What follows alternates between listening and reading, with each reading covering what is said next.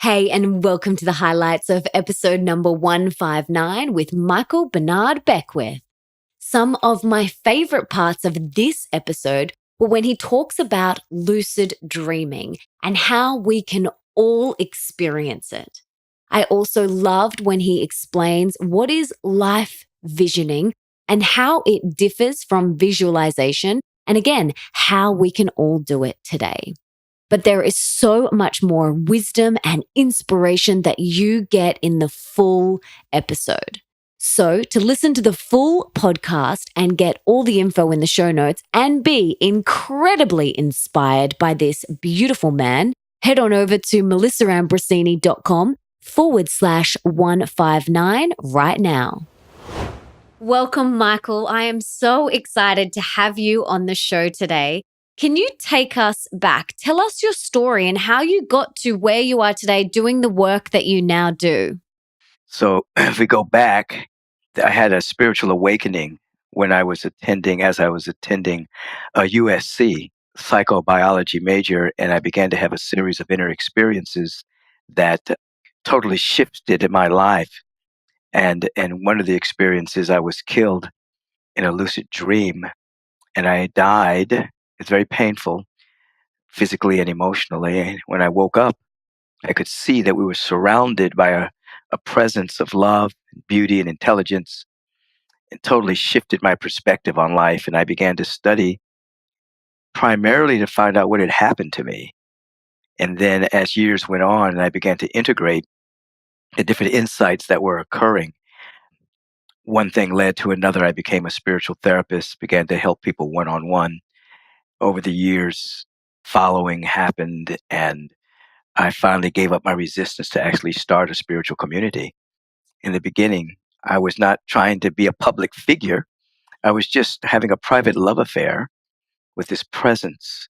I call it the presence that's never an absence.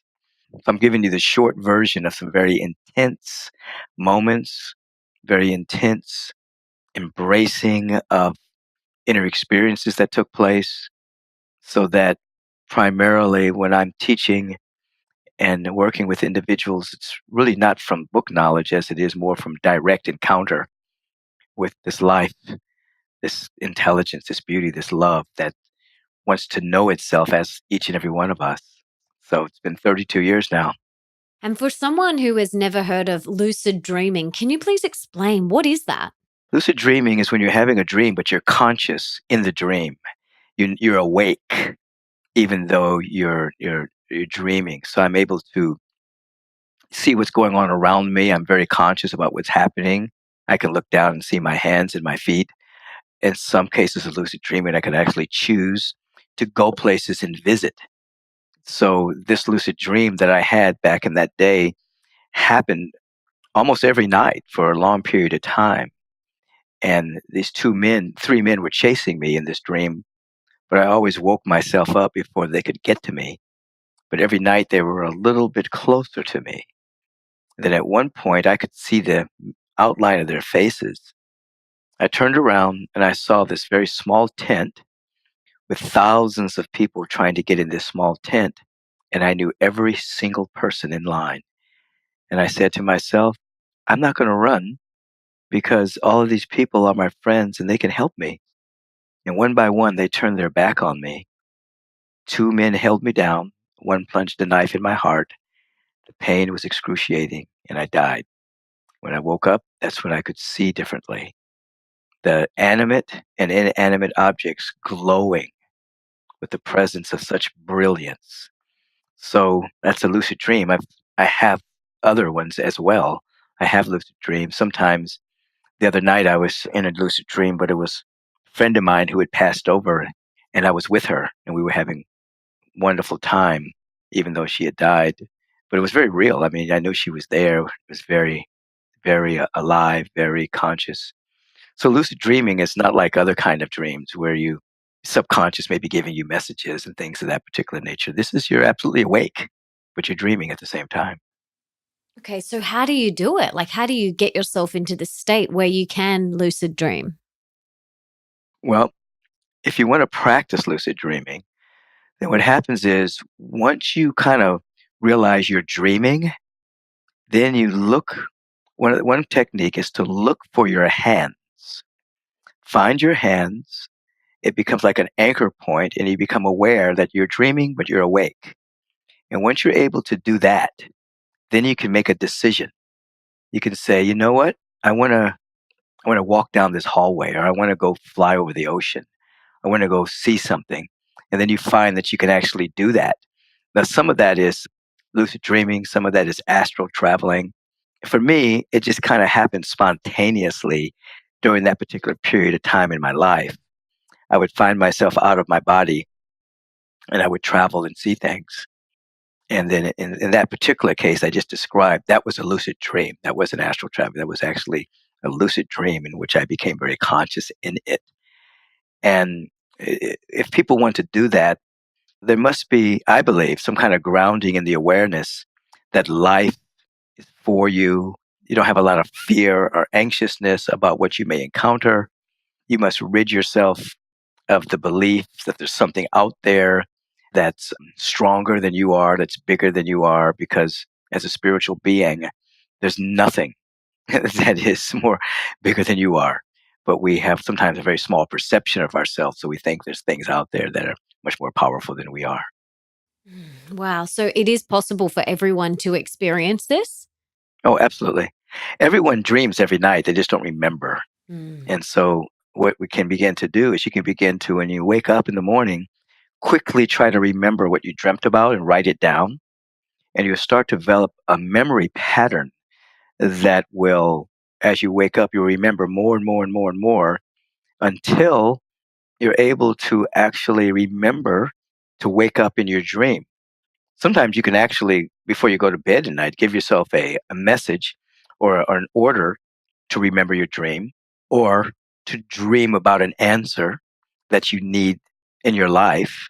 So you can actually use that particular time to benefit yourself and your spiritual growth. Now, you've coined this term life visioning. So, can you tell us what is life visioning? Life visioning is a spiritual technology by which we become available to what's trying to emerge in our life. It's different from visualization.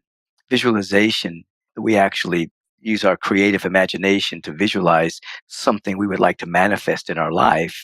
We see it, we articulate it, we feel it, and we hold that space until it comes into manifestation. Visioning is the next stage. Visioning is saying that there's something within us already that wants to come through us, and that we are activating our spiritual faculty so that we can see it, we can then articulate it, we can feel it, and then give it permission to come forward. So it would be like if an acorn did life visioning, the acorn would see an oak tree and then give itself over so that the oak tree could come through the acorn. The acorn would have to die in order for the oak tree to come through. Well, in that same fashion, we're loaded and coded with a brilliant destiny, talents and gifts that are uniquely ours. And oftentimes they get hijacked by the status quo. Our mind gets hijacked by parental fantasies, society fantasies, what we think we should do. And so the life visioning process brings us back to what's within us already and what's to come forward. Choices that we made before we even incarnated. So we become open and receptive to that coming forward through us.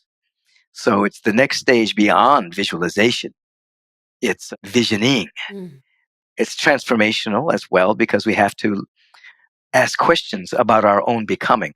So in other words, in the life visioning process, you would go through a meditative process and feel that you're surrounded by safety and love. Then you would ask the question, what is it that's trying to emerge through me? Or what is life's idea of itself as my life? And we would then sincerely listen with the ear that's beyond the ears and feel it with our heart. And it would start to activate our spiritual faculty. And we learn to articulate that. And then we would ask the question, what is it that I must become in order to outpicture this vision? Now, that makes it a transformational technology because we're then going to have to give ourselves permission to become that. What gifts do we already have to be in service to the vision? What is it that we must let go of in order for that vision to manifest? We have to tap into deep states of willingness, deep states of saying yes to it. And then once that occurs, the vision process does not end at the moment that we actually stop visioning. Again, the vision may speak to you when you're dreaming. You may be on the freeway. Suddenly an idea bursts forward because of your receptivity. So there's a constant dance between catching the vision and the willingness to become what's necessary for the vision to manifest. So it's a powerful technology of transformation, insight, and clarity. Why is it that the human condition is that we are awake, we're asleep, we're awake, we're asleep, we forget, we remember, we forget, we remember? Why? Why is that? Well, this presence, by whatever name we choose to call this presence, one thing it can't do, it can't make a robot and it can't make automatons. The life essence that's within us, we have to discover it for ourselves. So we wake up and then we fall asleep. We wake up, we fall asleep until we stay awake for longer periods of time so that we're actually awakened beings by choice. Because people will sometimes say, well, if the presence is so perfect, why is there suffering? Why can't we just stay awake? Well, the presence can't make a robot. It makes you able to discover it yourself. So therefore, you have free will, which means you can go to sleep, you can wake up, you can go to sleep, you can drug yourself, you can go to happy hour, you can do all of these things to keep you from feeling pain. But eventually, the desire for awakened consciousness supersedes the desire to numb yourself and not feel pain. And then you stay awake for longer periods of time. So interesting. So interesting. So, what can we do, if there's someone that we deeply love that we can see is very asleep? What can we do? Well, first of all, we cannot intervene in someone's life. We can see the truth about them. We can see them as divine. We can set something in motion by holding a prayer field about them. But primarily, how we wake people up is by being a vibrational example. Like once you begin to wake up yourself, as you're doing, and you have all of these people that are listening to you, your vibration is raised and it affects people. The thing about it is, when you start to wake up, you're no longer neutral. You affect people. People either can't stand being around you or they love being around you because you're no longer neutral. So we become vibrational examples. And then that helps people wake up to the glorious nature that's within their own being. And then see, if we try to intervene, people resist. But once somebody sees that you're glowing and they begin to ask you a question, once they ask you a question, that means they're allowing you in. And now you can begin to share, which means you're sharing to a receptive mind. If you try to share to an unreceptive mind, they will take what you're saying and use it against you. Do you believe everybody's purpose, like their deep core purpose, is to be of service? Oh, absolutely. Everyone has the same purpose, but people have different missions. Right. You see. Okay. So we all have the same purpose. We all have the same purpose, and that is to reflect and to reveal the cosmos in a way that we can do it. The cosmos with a K. Cosmos with a K is the undifferentiated wholeness of infinite possibilities. Cosmos with the C is the visible expression of the multidimensional universes, the solar systems, the galaxies, the living biology, all of nature. That's the cosmos. So we're all here to perfectly reflect the cosmos with the K. And or somebody may say the divine, as only we can, but we all have different missions. And so somebody's mission may be to heal. Somebody's mission may be to inspire. Somebody's mission may be to teach. Somebody's mission may be to inspire and heal through music. Somebody's mission might be to be an avenue for inspiration through teaching or whatever the case may be. But we all have different missions, but we have the same purpose.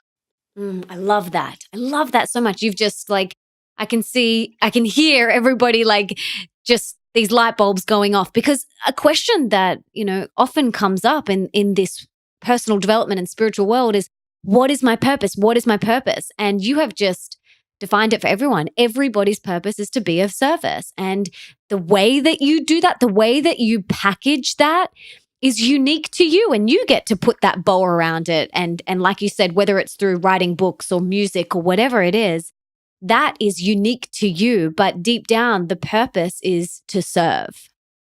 Absolutely. When we activate potential and express, we stay in higher and higher states of bliss. And when we're in great service, the chemicals that are released through the body temple are tonic chemicals, the endorphins that begin to come through us, the enzymes. They amplify our immune system. They make us stronger. They slow down the aging process. So being of service breaks down the sense of separation between one and another, activates bliss, and we're much happier when we're in service than when we're out here just trying to accumulate and get stuff. And I know for myself personally and my husband, who went through a really hard time last year, he was going through a very dark and depressed time. He had this awakening, this realization that all of the suffering was because he was focusing on himself and he wasn't being of service. And as soon as he had that realization and flicked the switch from focusing on himself and suffering and poor me and why me and being of service, and he just went out there and was just helping other people and just being of service to anyone he possibly could, and online and through his music, he has completely shifted. Right. And I know for me, when I'm feeling feeling down or depressed, it's usually because I'm focusing on myself. And Yeah. I'm not focusing on being of service. Absolutely. Oftentimes, depression is an energy that's been depressed. It's not being expressed. And so once you begin to serve, you go from depression to expression. And the energy, since we're energetic beings, that energy gets circulated at higher and higher levels. And you come out of depression into great expression. So as you say, when a person that's wrapped up in themselves makes a very small package. But when you're wrapped up in service, you expand your package and more energy can flow through you. So your husband found that out. So I tell people, if you're into me, poor me, poor me, go out, find someone to be of service to, and watch that energy change. And then you find good happening in your own life. And I also realized over the past couple of years that, although, I write books and I speak on stage and I've got my podcast and my social media platforms where I am serving and helping others, that it doesn't have to always be grandiose as well. Like, I can be of service to my 12-year-old stepson. I can be of service to my husband. And it's almost like if I can't even do it in my home environment, then there's something that I need to look at there. Because often I have been like, oh, I've got to go and do this and do this. But am I actually serving my husband right now? Does he need my support with something? Or does my little boy need support with something? So it doesn't have to be so grand. It could be Right. in your home environment and then in your local community. Absolutely. The spirit doesn't know quantity, it only knows quality.